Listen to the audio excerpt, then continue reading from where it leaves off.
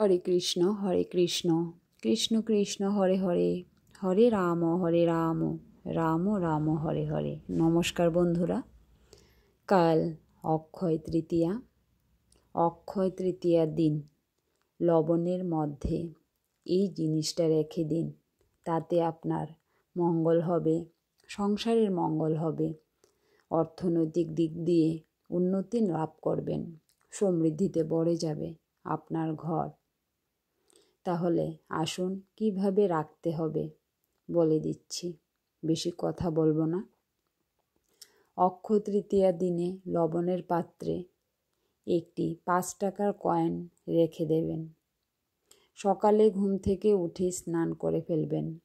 স্নান করে একটা লবণের পাত্র নেবেন, পাত্রটা যেন কাচের হয়। সেই পাত্রের মধ্যে একটা 5 টাকার কয়েন রেখে দিন। কাল যেহেতু অক্ষয় তৃতীয়া, কোনো বারের উল্লেখ নেই। অক্ষয় তৃতীয়া সব শুভ। আর অক্ষয় তৃতীয়ায় যদি মা বোনরা না পারেন, কারণ মা বোনদের অসুবিধে থাকতে পারে, যদি না পারেন তাহলে বৃহস্পতিবার দিন এই কাজটা করতে পারবেন।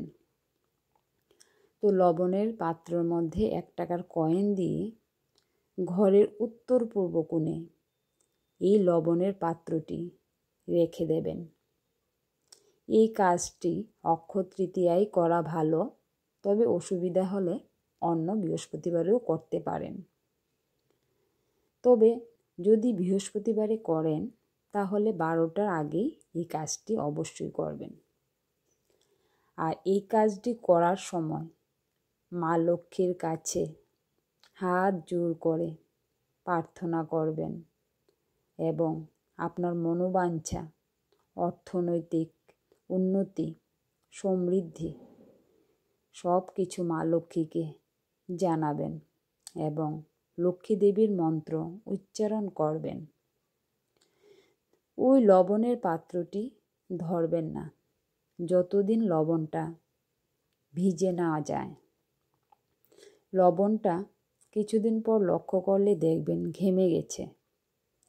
তখন সেই লবণটা শনিবারে, সেদিন বারটা কিন্তু শনিবার হতে হবে, শনিবার না হয়ে ভুলে বৃহস্পতিবারে ধরবেন না। বৃহস্পতিবারে বসাবেন আর শনিবারে এটাকে তুলে নেবেন। যদি ঘেমে যায় তাহলেই, ঘেমে গেলে সেই পাত্রটি নিয়ে কয়েনটা রেখে পাত্রের যে লবণগুলি আছে সেই লবণগুলি আপনার বাড়ির আশেপাশে, নদীও হতে পারে, সমুদ্রও হতে পারে, ছোট্ট পুকুরও হতে পারে, বা যাদের বাড়িতে পুকুর নেই, কিছুই নেই, তারা একটি পাত্রের মধ্যে সেই লবণটা ঢেলে দেবেন।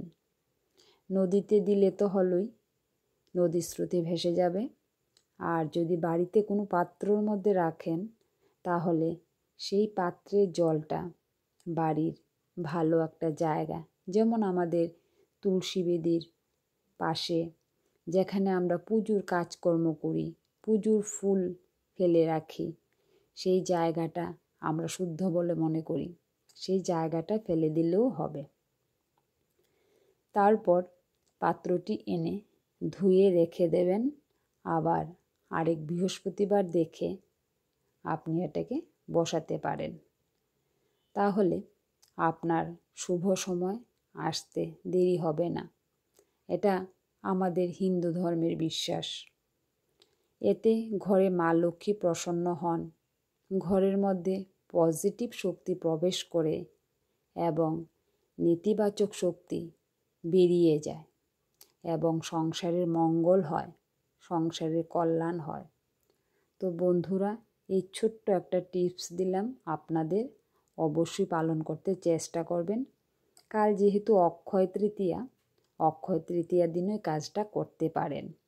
আর যদি না পারেন কাল, তাহলে সপ্তাহের বৃহস্পতিবারে এই কাজটা করবেন। কিন্তু তোলার সময় মনে রাখবেন শনিবার হতে হবে।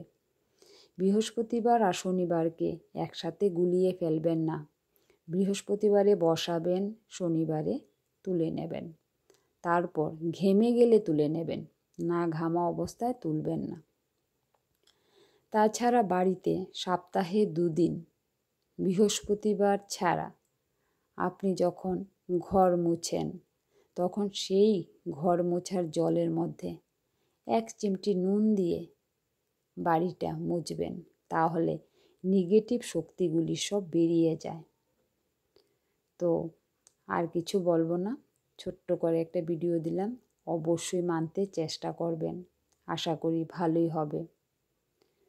তো বন্ধুরা আজ রাখছি, আবার দেখা হবে নতুন একটা ছোট্ট ভিডিওতে। হরে কৃষ্ণ কৃষ্ণ কৃষ্ণ হরে হরে, হরে রাম রাম রাম হরে হরে।